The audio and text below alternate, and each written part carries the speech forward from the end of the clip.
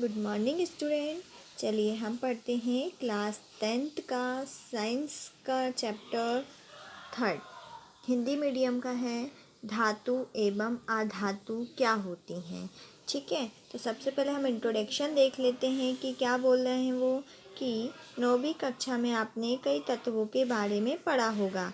ठीक है, अपन ने ऐसे बहुत सारे तत्व पढ़े हैं जो कि धातु भी होती हैं और अधातु भी होती है, लेकिन आपने देखा कि किस प्रकार के तत्वों को उनके गुणधर्मों के आधार पर धातु एवं अधातु में वर्गीकृत किया गया है।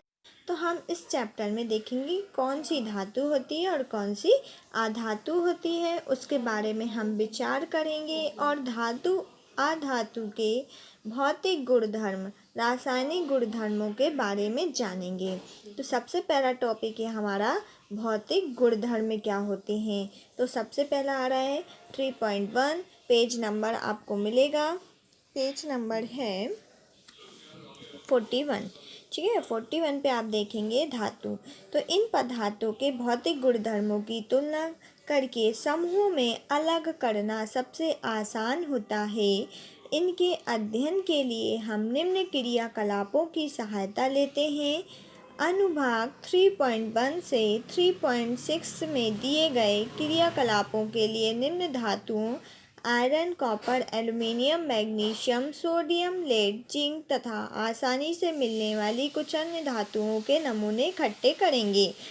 हम क्या करेंगे, हमको भौतिक गुणधर्मों की पहचान करना है। तो सबसे पहले हम एक्टिविटी 3.1 से लेके 3.6 तक में जितनी भी एक्टिविटीज़ आ रही हैं उनमें हम धातु देखेंगे। आयरन कौन सा है, कॉपर, एल्युमिनियम, जितनी भी ये धातुएं हैं, मिलने पर कुछ अन्य धातुओं के इनके सैंपल हम क्या कर लेंगे, इकट्ठे कर लेंगे, कलेक्ट कर लेंगे। ठीक है, एक्टिविटी 3.1 क्रियाकलाप 3.1 में देखते हैं।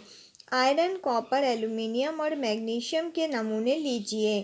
ठीक है, फिर प्रत्येक नमूना कैसा दिखाई देता है उस पर हम ध्यान देंगे।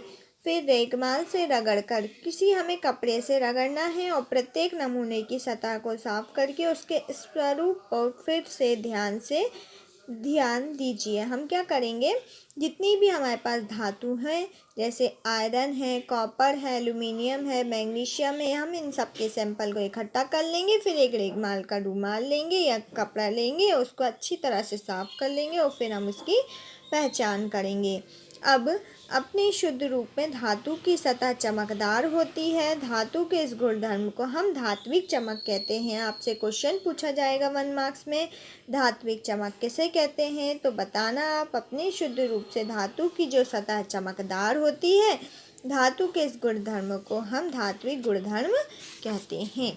ठीक है, एक्टिविटी 3.12 पे क्या बोला है कि आयरन, कॉपर, एल्युमिनियम तथा मैग्नीशियम का एक छोटा टुकड़ा लीजिए। अब इन धातुओं को तेज धार वाले चाकू से काटेंगे हम।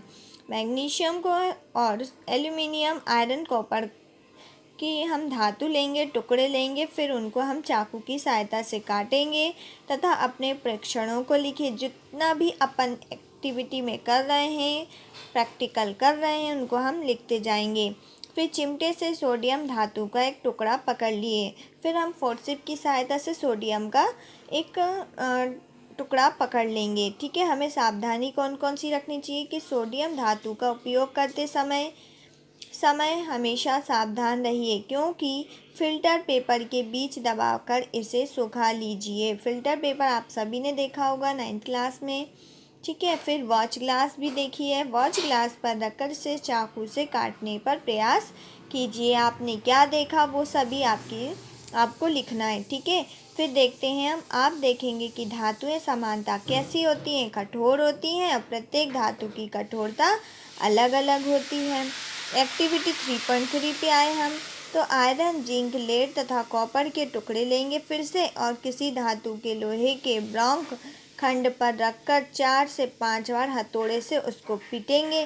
फिर आपने क्या देखा कि अन्य धातुओं के साथ यही क्रिया कीजिए और इन धातुओं के आकार में हुए परिवर्तनों को लिखिए। अब आपके में एक क्वेश्चन आता है 1 मार्क्स में कि आघात बाध्यता किसे कहते हैं। तो देखिए, हम इसमें पढ़ते हैं कि आप देखेंगे कि कुछ धातुओं को पीटकर पतली चादर बनाया जा सकता है। इन गुणधर्म को हम आघात बाध्यता कहते हैं। धातुओं को पीटना ही क्या होता है? आघात बाध्यता। ठीक है, तो सोना एवं चांदी सबसे अधिक आघात बाध्य धातुएं होती हैं। सबसे अधिक आघात बाध्य धातुएं सोना एवं चांदी।